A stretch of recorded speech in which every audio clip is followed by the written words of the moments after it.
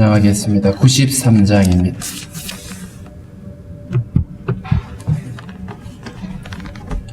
찬송 93장.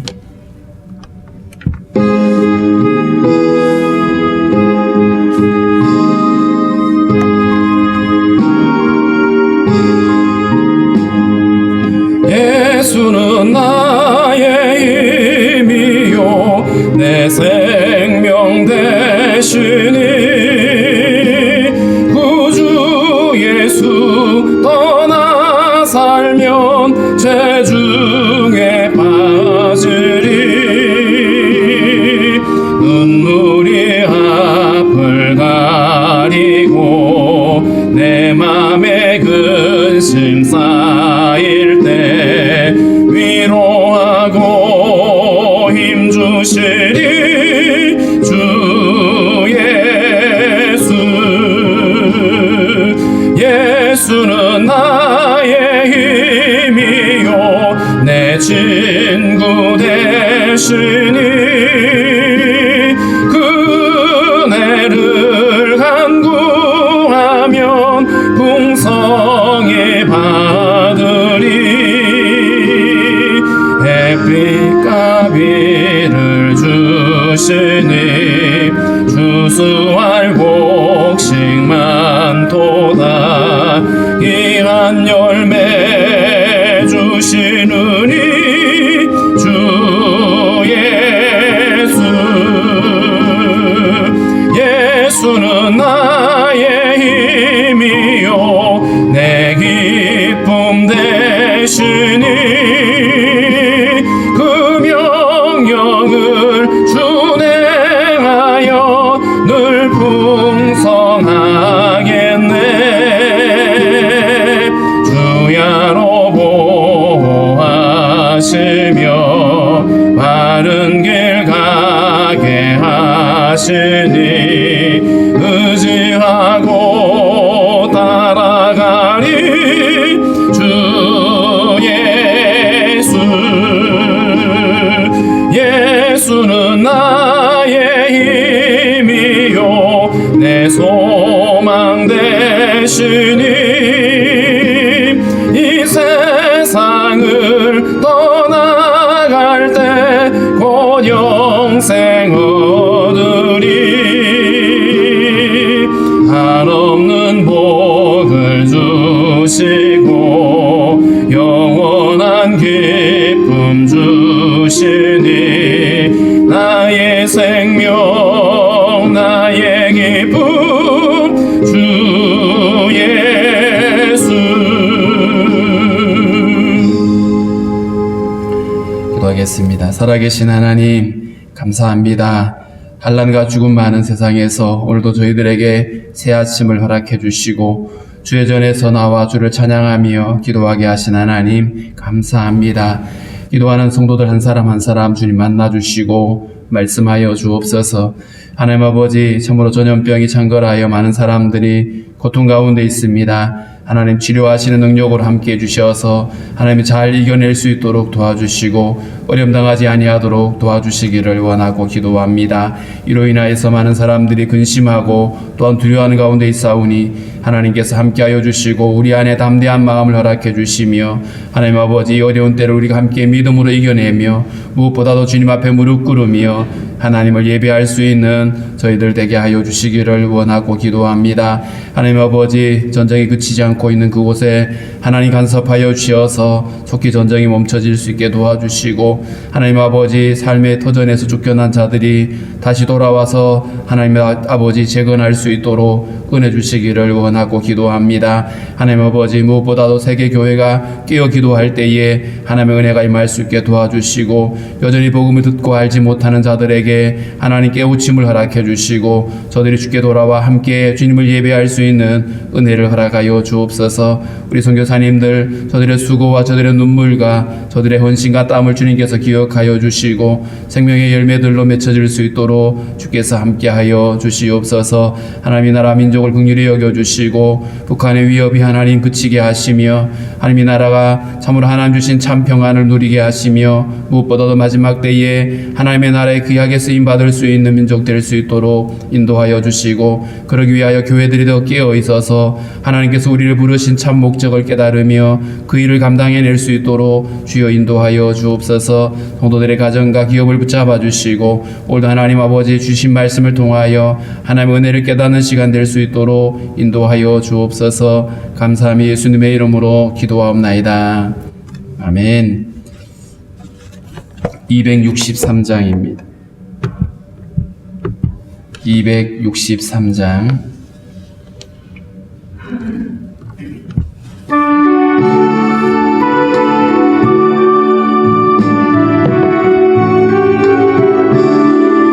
이 세상 험하고 나 비록 약하나 늘 기도 힘쓰며 큰 권능 얻겠네.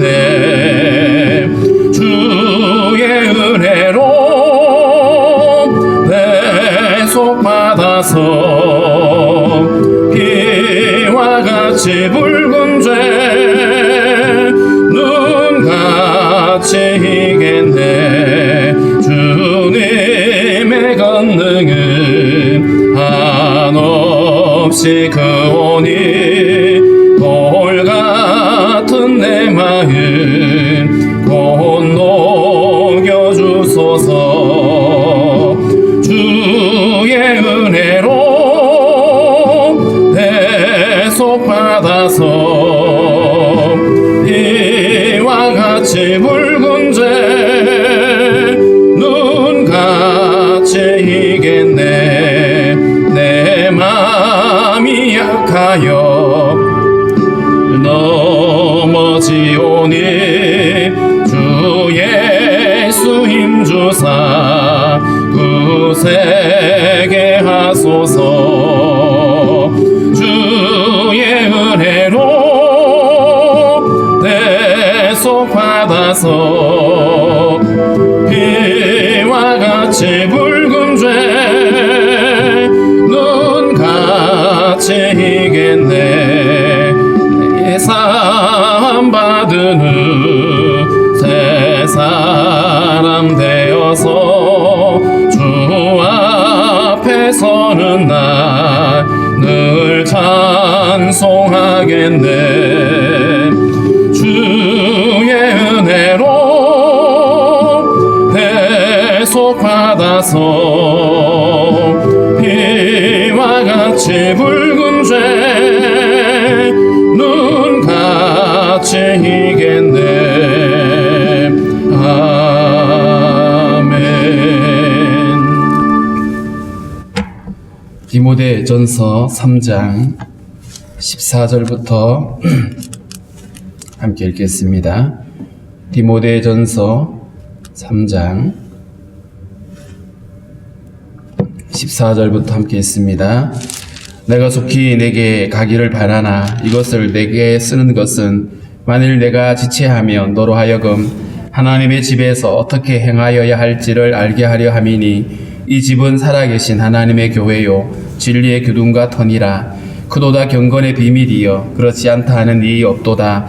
그는 육신으로 나타난 바 되시고 영으로 의롭다 하심을 받으시고 천사들에게 보이시고 만국에서 전파되시고 세상에서 믿은 바 되시고 영광 가운데서 올려지셨느니라. 아멘. 말씀 전하기 전에 잊어버릴까봐 기도 하나 부탁드릴게요. 우리 신미경 권사님 남편 아침에 오늘 수술하시는데 신장에 있는 어떤 물혹 같은 것인데 그게 물혹일 수 있고 아니면 또 암초기일 수도 있다고 합니다. 수술을 한 4시간 정도 한다고 하는데 수술 잘 되고 또 정확한 진단이 내려져서 완치될 수 있게 달라라고 기도 꼭 해주시기 바랍니다. 오늘 우리가 읽은 이 말씀에 보면 내가 속히 내게 가기를 바라나, 지금 바울은 디모데를 에베소 교회에 남겨놓고 자기는 마게도냐 지역으로 건너갔죠. 건너가면서 바울의 기대는 속히 돌아가서 다시 에베소 교회를 섬기고 또 그렇게 그 어려운 일들을 함께 해결해 가기를 원했는데, 그런데 이렇게 편지를 쓰게 된 동기는 뭐냐 하면 만일 내가 지체할 수 있다라고 하는 것이죠. 다시 돌아갈 수 없을 수 있다. 자, 그래서 편지를 쓰게 되는데, 편지를 쓰게 되는 그 목적이 너로 하여금 하나님의 집에서 어떻게 행하여야 할지를 알게 하려 함이다. 하나님의 집, 교회를 가리키죠. 이 디모데를 남겨놓고 이 디모데에게 에베소 교회를 섬기라고 했는데, 무엇보다도 이 에베소 교회에서 어떻게 섬겨야 될지, 무엇을 해야 될지, 그리고 무엇보다도 교회가 뭔지를 이 디모데에게 다시 한번 설명을 하는 것입니다. 교회가 뭔지를 제대로 알아야 교회에서 무엇을 해야 되는지를 알게 되고 교회의 목적을 이룰 수가 있게 되는 것이죠. 오늘날에도 마찬가지입니다. 교회가 뭐냐라고 말했을 때 이 교회에 대한 어떤 사람들의 이해가 다를 수 있고 생각이 다를 수 있는데, 그 생각에 따라서 교회가 목적하는 바가 다르게 되고 추구하는 것이 달라질 수밖에 없겠죠.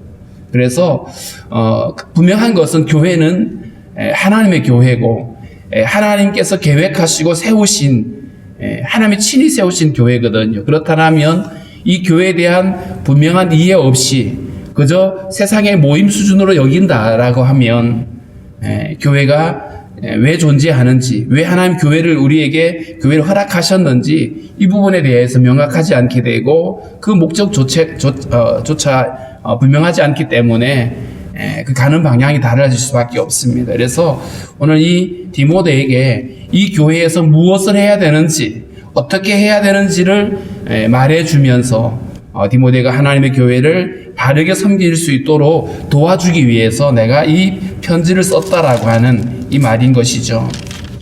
그런데 여기서 우리가 짧은 구절이지만 이 안에 바울이 말하고 있는 이 교회가 뭐냐, 이 교회에 대해서 아주 요약되어져서 아주 간단하게 말해 있지만 굉장히 여기에 핵심 진리들이 담겨져 있습니다.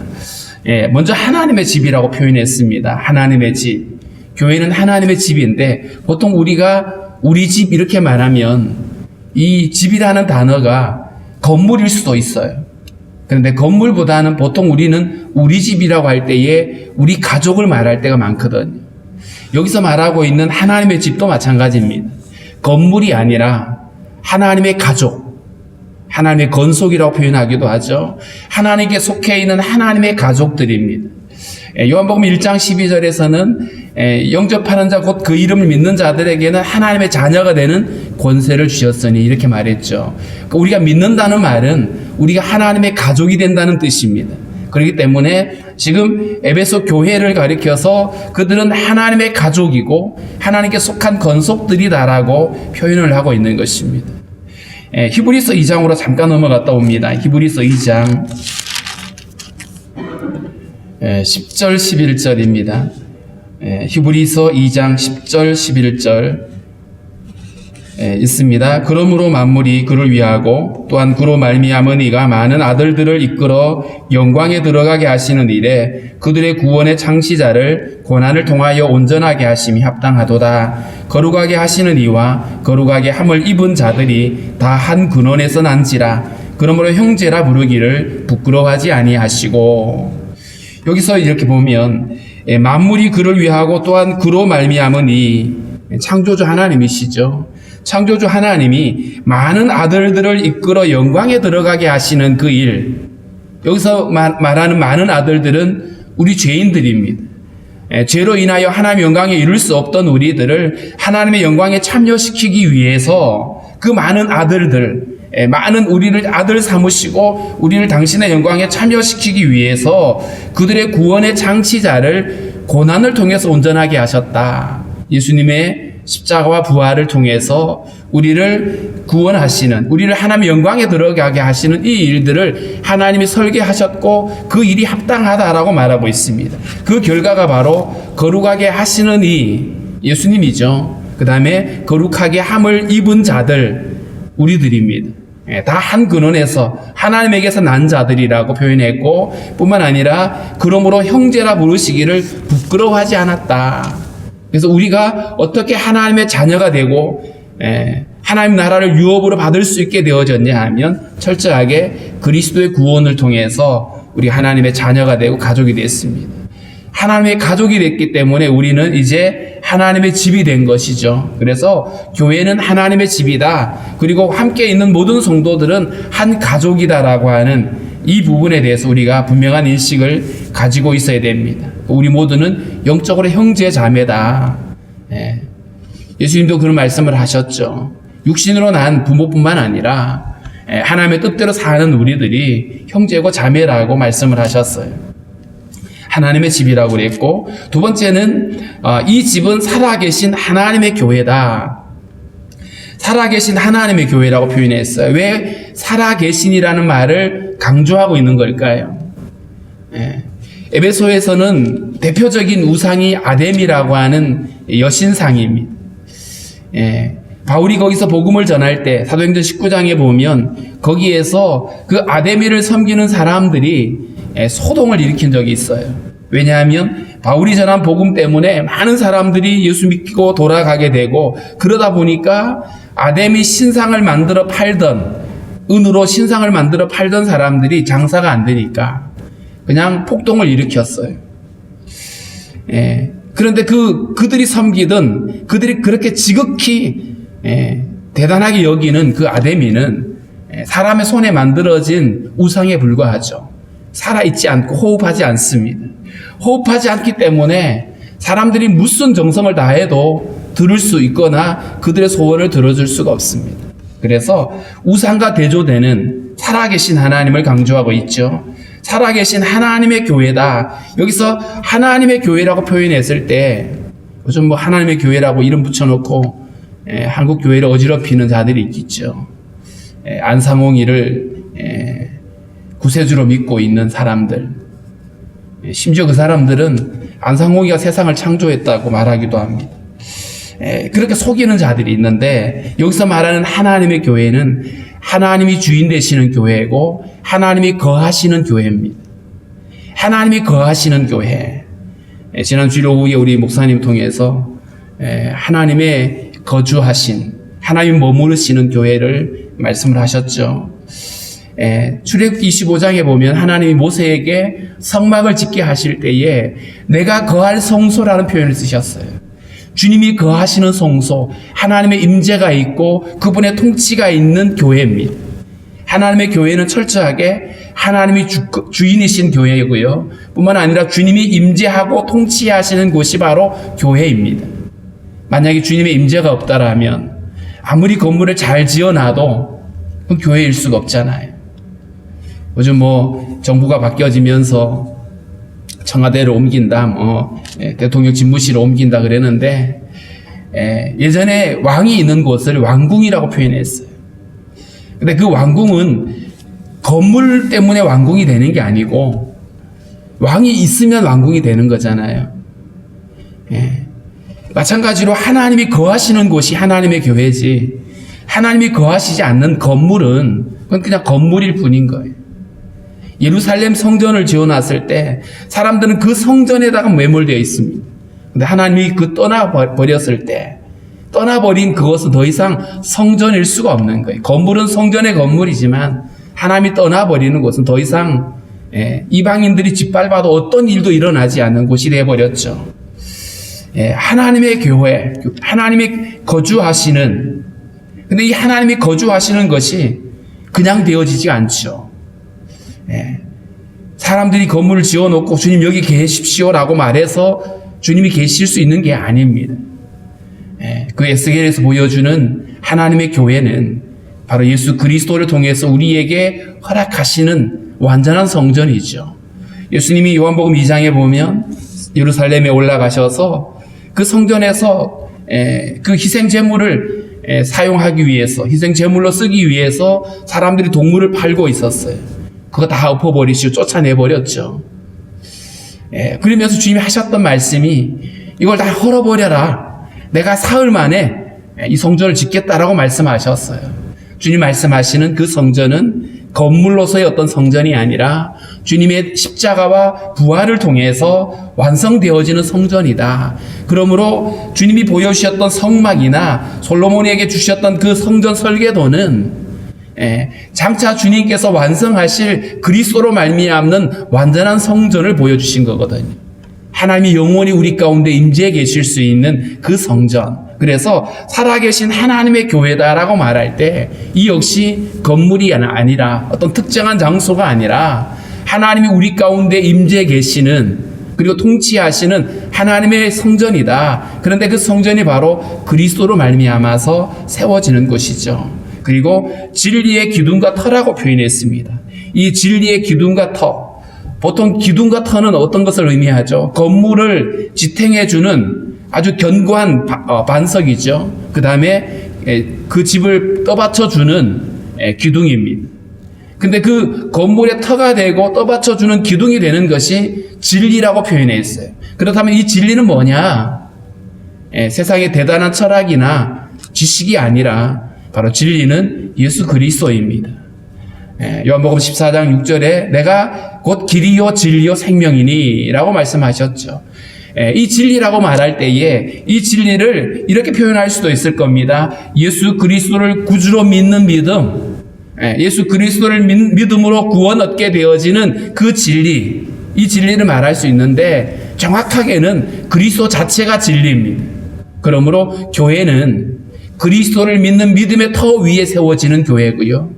뿐만 아니라 그 진리의 기둥으로 세워져 있을 때에 교회가 지탱할 수가 있는 겁니다. 만약에 여기서 예수가 빠져버리면 교회는 더 이상 존재할 수가 없습니다. 예수를 빼놓고 교회를 말할 수가 없는 거죠. 그래서 진리의 기둥과 터라고 말했던 이 부분은 교회가 세워지는 것이 철저하게 진리의 터 위에 세워질 뿐만 아니라 교회는 그 진리의 근거에서 유지되어지고 이루어질 수 있다라는 겁니다. 솔로몬이 성전을 건축해 놓고 두 기둥을 세웠어요. 그리고 그 기둥의 이름을 야긴과 보아스라고 지었습니다. 이런 의미였죠. 야긴은 그가 세우시리라라는 거예요. 하나님이 친히 세우시는 겁니다. 사실은 하나님이 친히 그리스도를 통해서 세우시는 교회 뿐만 아니라 그에게 권능이 있다라고 하는 것이 보아스인데, 그렇다면 하나님이 친히 세우시고 하나님이 친히 유지해 가시는, 마찬가지로 교회도 진리신 예수 그리스도가 터가 되고 진리신 그분이 바로 교회의 전부가 되어지는 것입니다. 여기서 예수를 빠지고는 교회라고 하는 것이 성립될 수가 없다. 마태복음 16장에서도 예수님이 베드로의 그 신앙 고백, 주는 그리스도시요 살아계신 하나님의 아들입니다라고 하는 이 고백을 받으신 다음에 주님이 기뻐하시면서 하신 말씀이 그거였죠. 내가 이 반석 위에 내 교회를 세우리니. 반석이라고 하는 이 예수 그리스도를 믿는 믿음의 터 위에 세워지는 교회, 이게 아니면 허물어질 수밖에 없습니다.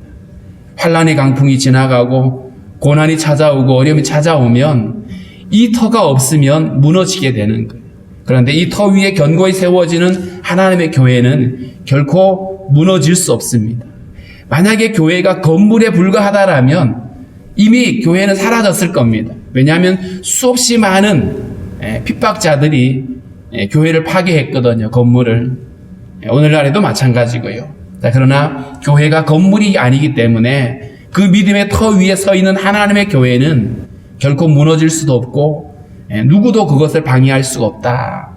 그래서 교회가 무엇이냐라고 말했는데 첫 번째는 하나님의 가족이다. 하나님의 자녀들이 모여있는 공동체 뿐만 아니라 하나님의 임재가 있고 그분의 통치가 있는 하나님이 거하시는 교회 뿐만 아니라 또 예수 그리스도의 믿음의 터 위에 세워지고 그 믿음으로 하나님의 교회가 세워져가는 이 진리의 기둥이 되어지는 교회, 무엇보다도 교회가 이 진리 대신 예수 그리스도를 드러내고 자랑할 수가 있어야 된다. 이게 교회라는 거죠. 자, 그렇다면 이것이 교회라면 마땅히 그 교회 안에서 강조하고 드러내야 될 것이 뭐냐 하면 바로 그 다음에 있는 그 진리 자체이신 예수 그리스도인 겁니다. 16절이 바로 그 얘기를 하고 있는데요.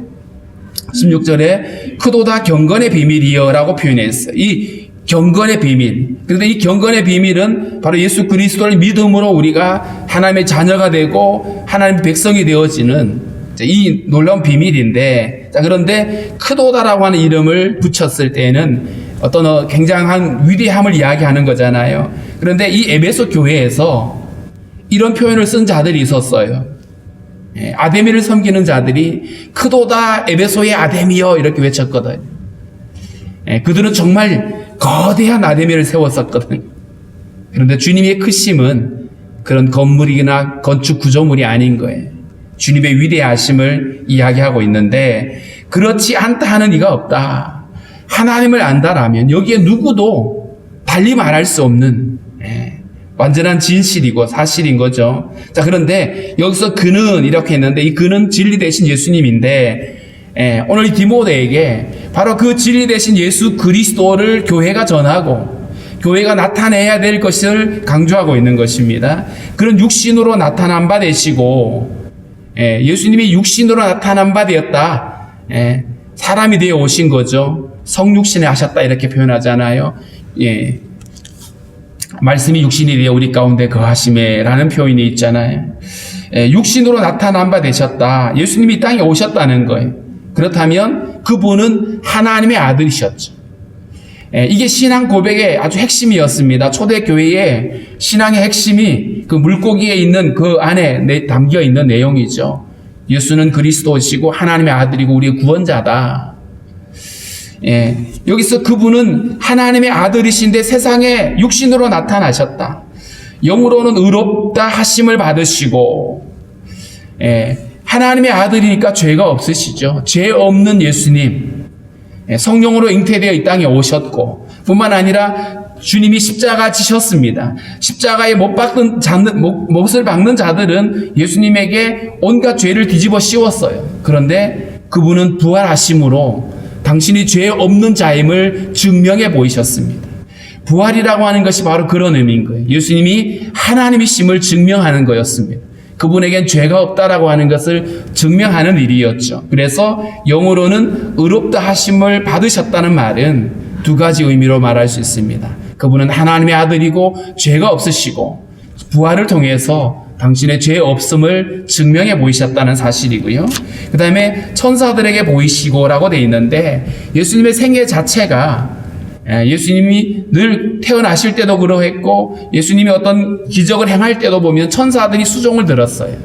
천사들에게도 보이셨다. 그런데 더 큰 의미는 그분은 영원전부터 함께 계시는 예수님의 선제를 말할 수 있습니다. 영원부터 계시는 하나님의 아들이시고 무엇보다도 예수님의 이 구원은 단순히 우리들에게만 해당되는 얘기가 아니라 보이지 않는 천사들의 세계 속에서도 주님을 기다리고 사모하는 일이었다라는 걸 알 수 있고요.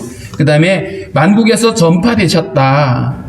예수님은 유대인들만이 아니라 모든 사람들, 모든 민족에게 복음이 전해지고 그들이 그 복음으로 구원을 받게 되고 그리고 하나님을 예배하게 되는 온 열방의 구주가 되시는 주님임을 알 수가 있습니다. 그래서 세상에서 믿음 받으시고 예수님의 그 구원을 예수님이 이루신 그 구원을 사람들이 믿게 되고 구원받은 백성들이 또 하나님의 교회가 되어지는 이 비밀이죠. 그 다음에 영광 가운데서 올려지셨느니라 예수님의 승천을 다루고 있습니다. 그리고 주님은 지금도 하나님 보좌 우편에서 세상을 다스리다가 마침내 재림하실 주님이신 거죠. 그래서 오늘 디모데에게 교회가 뭔지를 먼저 말해주고 이 교회가 드러내고 나타내야 될 것이 뭐냐? 바로 예수 그리스도라는 거예요. 그분의 죽으심과 그분의 부활을 전하고 그 복음을 통해서 땅의 모든 민족이 주님께 돌아오게 되어지는 이것이 바로 교회가 존재하는 이유가 되고 존재하는 목적이 되어진다. 그래서 이 땅의 교회들은 우리끼리 그냥 교회가 커지고 대단한 일들을 하고 사람들에게 칭찬을 듣는 이런 수준이 아니라 시작도 주님이고 끝도 주님이셔야 되는 거죠. 존재하는 목적이 바로 예수 그리스도를 전하는 그 일들, 예수님 때문에 교회가 존재하게 되어졌고 또 예수님을 위해서 교회가 함께 세워졌다라고 하는 걸 우리가 알 수 있습니다. 하나님이 예수 그리스도의 십자가와 부활 이후에 예수님이 승천하신 다음에 성령을 보내셔서 이때로부터 교회가 시작이 되어지고 그 교회에 존재하는 이유는 바로 주의 복음을 사람들에게 전하고 그리고 사람들에게 예수 그리스도를 증거하는 이 일들을 하게 하신 것입니다. 그래서 교회가 존재하는 목적을 두 가지로 요약을 하면 하나는 복음을 전하는 것이고 하나는 열방을 위해 모든 믿지 않는 사람들 위해서 기도하는 일인 것입니다. 하나님 나라를 위해서 이렇게 기도해야 되는데 오늘 우리가 그렇게 기도하면 좋을 것 같아요. 하나님이 정말 십자가의 피값으로 세우신 하나님의 교회가 참된 의미를 깨닫고 참 목적을 이루어 갈 수 있는 그런 교회들이 되게 해달라라고, 무엇보다도 우리가 교회가 뭔지에 대한 분명한 인식을 가지고 정말 그리스도 안에서 주를 자랑하는 우리들이 될 수 있게 해달라라고 우리 기도하시고요. 말씀을 드린 것처럼 오늘 수술하실 우리 그 신미경 권사님 남편이 이름이 최신입니다. 기도해 주시고 또 여러분들이 또 코로나로 인해서 고통당하고 있는데 잘 이겨내실 수 있도록 우리 함께 기도하겠습니다.